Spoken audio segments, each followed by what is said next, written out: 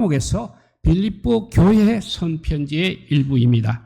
이 편지에서 바울 사도는 자신을 도와주었던 빌립보 교인들에게 감사하면서 늘 기도하였던 자신의 간절한 기도 제목을 밝히고 있습니다.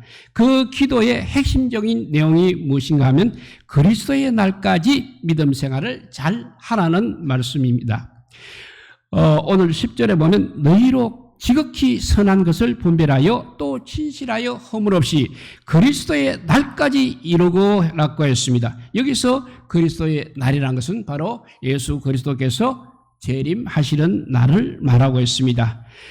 당시 성도들은 누가복음 21장 32절에 보면 이 세대가 지나가기 전에 모든 일이 다 이루어지리라는 예수님의 말씀을 통하여서 자기가 지금 살고 있는 이 시대에 주님께서 재림할 것을 믿고 기대하고 있었던 것입니다. 주님께서 재림하시면 모든 역사가 또 종말을 고할 것입니다. 그리고 성도들은 주님과 함께 영생의 삶을 누리게 될 것을 그때 그 당시 사람들은 믿고 있었습니다. 역사의 완성자가 되신 주님께서 곧 재림하실 것이니 그때까지 정말 진실하게 그리고 허물이 없이 믿음 생활을 잘 해달라는 것이 바로 사도 바울의 기도 제목이었던 것입니다. 빌립보 성도들을 위한 사도 바울의 기도 제목은 그리스도의 날까지 믿음 생활을 잘하는 것이었습니다. 그러니까 믿음 생활에 유정의 미를 거두라는 말씀인 것입니다. 이것은 주님이 오늘 우리들에게도 역시 원하시는 주님의 부탁입니다. 이것이 주님이 오늘 우리에게 원하시는 일이기도 한 것입니다. 그래서 주님은 너가 죽도록 충성하라. 그리하면 내가 생명의 면류관을 너에게 주리라고 말씀했습니다. 여기서 죽도록 충성한다는 것은 바로 끝까지 충성하는 것을 말하고 있습니다. 죽음을 당하여 끝을 맞든지 아니면 재림을 통하여서 끝을 맞든지 우리의 날이 다하는 그날까지 충성을 다하라는 것이 우리 주님의 말씀이요 우리 주님의 부탁인 것입니다. 주님은 오늘 우리들을 향하여 끝까지 충성하며 신앙생활을 할 것을 원하고 계십니다. 사랑하는 성도 여러분, 믿음 생활을 시작한 우리가 가져야 할 목표는 예수 그리스도의 재림하시는 바로 그날까지 우리 생명이 다하는 바로 그날까지 믿음 생활을 잘 하는 것입니다. 중간에 포기하지 마시고 또 중간에 주저앉지 마시고 끝까지 충성하며 목표를 향해서 나아가는 것입니다. 사도 바울에게는 참으로 안타까운 일이 하나 있었습니다. 무슨 말인가 하면 대만은 이 세상을 사랑하여 나를 버리고 데살로니가로 갔다는 말씀처럼 바울의 충실한 동역자여 주님께 귀하게 쓰임받던 데마가 이 세상을 사랑하여 주님을 떠나간 것입니다. 잠시 세상의 쾌락과 안위를 위해서 영원한 생명을 이렇게 포기하고 또 구원을 포기하고 주님을 떠나갔다는 이것보다 더 안타까운 일이 어디에 있겠습니까? 사랑하는 성도 여러분, 여러분들이 나아가는 신앙생활에는 여러분들을 넘어지게 하는 많은 유혹들이 있는 것입니다. 그러나 그 유혹에 절대 넘어가지 않으시기를 바랍니다. 주님이 다시 오시는 그리스도 예수의 날은 분명히 있는 것입니다. 우리를 구원하시기 위하여 악의 예수로 이 땅에 오신 주님께서는 분명히 또 다시 오시겠다고 약속하셨습니다. 성도들은 바로 그 약속을 믿고 주님의 재림을 기다리며 준비하는 삶을 살아가야 하는 것입니다. 그날이 언제 오든지 그 날까지 충성을 다하며 믿음을 지키며 살아가는 것이 바로 성도들의 순례의 삶인 것입니다. 그러면 우리가 그리스도 예수의 날까지 이루도록 어떻게 해야 하겠습니까? 첫째는 사랑에 풍성하여 그리스도 예수의 날까지 이르러야 합니다. 그 말씀이 9절입니다. 내가 기도하노라 너희의 사랑을 지식과 모든 총명으로 점점 더 풍성하게 하시라 했습니다. 이 말씀 속에서 우리가 주목해야 할 내용이 두 가지입니다. 하나는 사랑이란 말입니다. 고린도서 13장에 보면 내가 사람의 방언과 천사의 말을 하고 예언하는 능력이 있고 모든 비밀을 알고 산을 옮길 만한 모든 믿음이 있을지라도 사랑이 없으면 아무것도 아니라고 했습니다. 이 말씀처럼 성도들의 삶에서 사랑을 빼게 되면 그것은 그 다음 것은 아무것도 아니라는 것입니다. 성도들은 독생자 예수 그리스도를 이 땅에 보내신 그 하나님을 통하여 사랑이 무엇인지를 알게 되고 그 사랑의 삶을 살아가도록 부름받은 자들인 것입니다. 그 사랑의 삶이 바로 그리스도 예수의 날까지 이르도록 힘쓰고 애써야 한다는 것입니다. 그 사랑의 삶이 지식과 총명으로 더 풍성해질 뿐만 아니라 지극히 선한 것을 분별할 수 있는 모습으로 성장해야 하는 것입니다. 사랑이 이렇게 중요하지만 그 사랑이 지식과 총명을 겸하는 사랑이 될 때 더 아름다운 사랑, 더 풍성한 사랑, 더 지극한 사랑이 될 수 있는 것입니다. 그리고 두 번째 주목해야 할 말은 점점 더 풍성하게 한다는 말입니다. 너희 사랑을 지식과 모든 총명으로 점점 더 풍성하게 하사했습니다. 사랑의 삶을 살아가는 일에 점점 더 풍성해서 나중에는 정말 예수님 말씀대로 원수까지 사랑할 수 있도록 성장해야 한다는 것입니다. 이것은 비록 사랑만이 아닌 줄 압니다. 우리의 모든 신앙의 영역에서 시간이 지나면 지날수록 점점 더 모든 것이 풍성해져야 하는 것입니다. 그러나 안타까운 것은 그 반대로 우리가 신앙생활을 하고 있다는 것입니다. 혹시 여러분의 신앙이 사랑이나 예배나 헌금생애나 충성하는 면에서는 점점 더 풍성해지고는 있습니까? 아니면 오히려 점점 더 빈약해지고 있습니까? 점점 더 체면치레나 하고 있습니까? 점점 더 적당함에 익숙해지는 그런 모습은 혹시 아닙니까?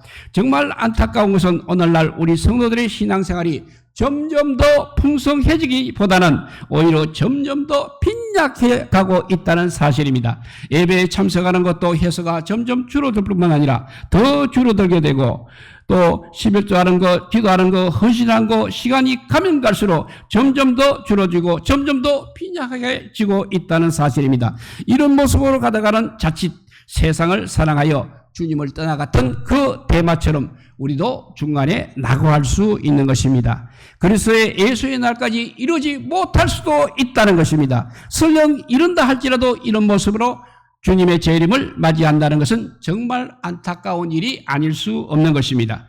주님은 가시떨기에 떨어진 씨앗을 설명하면서 가시가 자라서 기운을 막아 결실하지 못하게 하는 것이라고 말씀하셨습니다.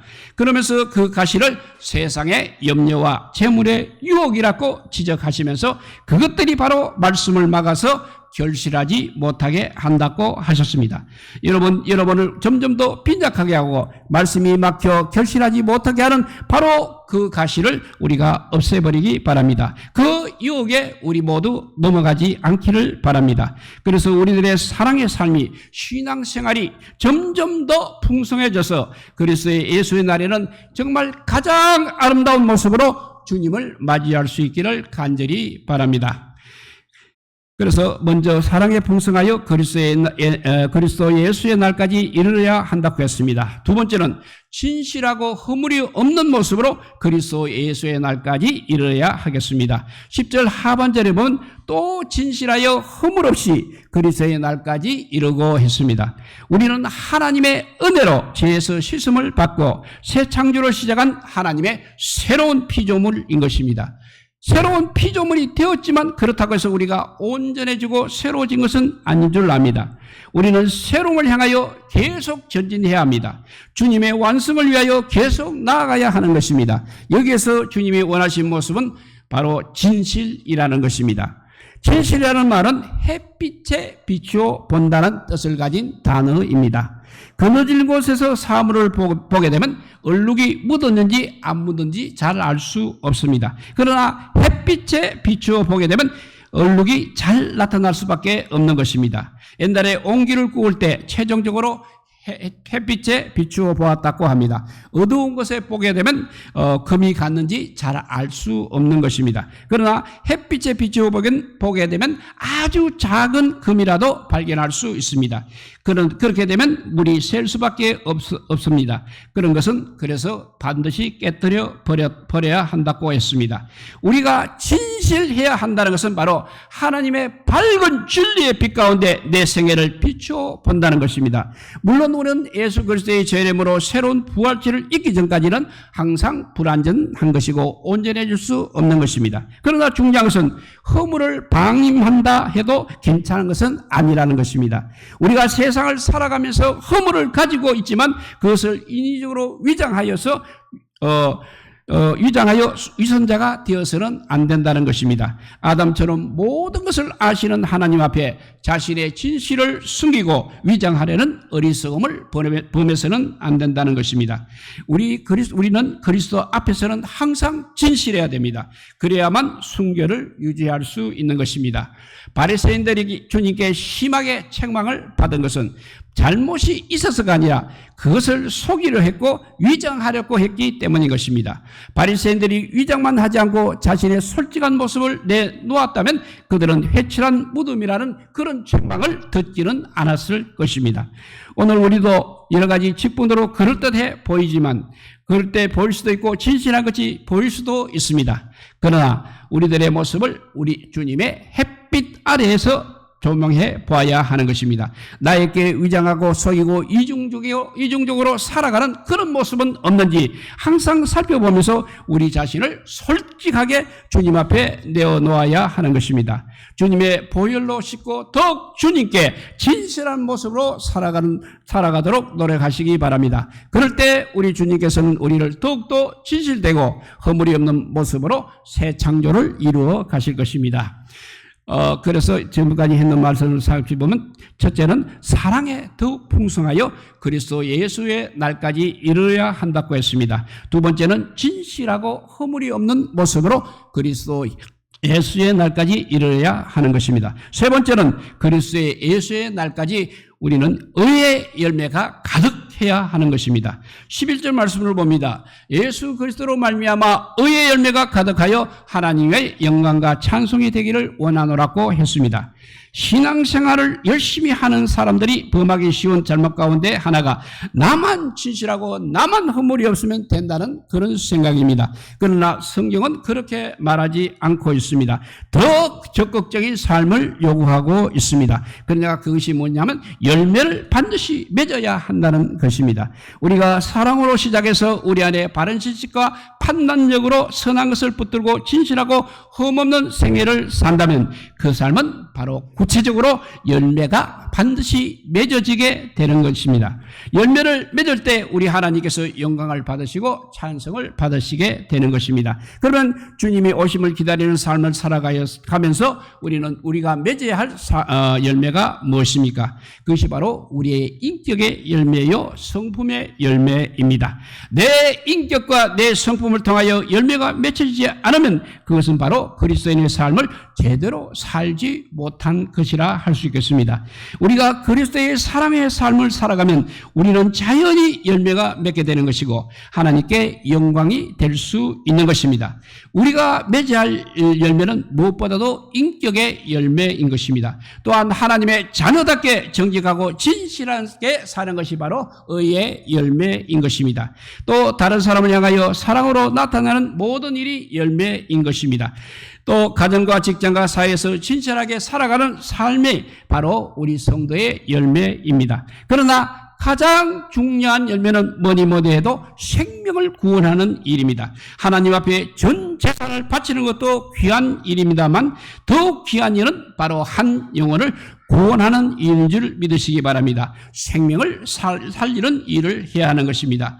내가 사랑으로 살면 하나님이 사랑이라고 할 것입니다. 또 기쁨으로 살면 하나님이 기쁨이라고 할 것입니다. 내가 화목하게 살면 하나님이 화목하신 분이라고 영광을 돌리게 될 것입니다. 내가 살아가는 삶이 곧 열매인 것입니다. 사랑하는 성도 여러분 자신을 위하여 어떤 기도를 지금 드리시고 계십니까?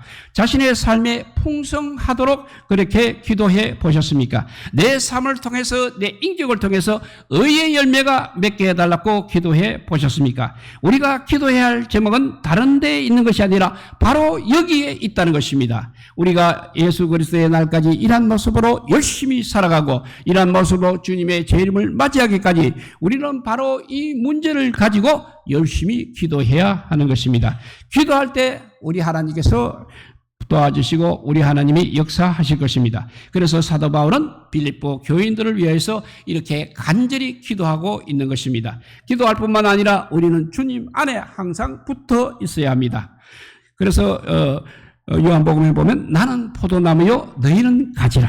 그가 내 안에 내가 그 안에 거하면 사람이 열매를 많이 맺나니 나를 떠나서는 너희가 아무것도 할 수 없음이라 했습니다. 우리가 열매를 맺기 위해서는 반드시 나무 되시는 주님 안에 붙어 있어야 합니다. 그리고 주님과 항상 동행을 해야 합니다.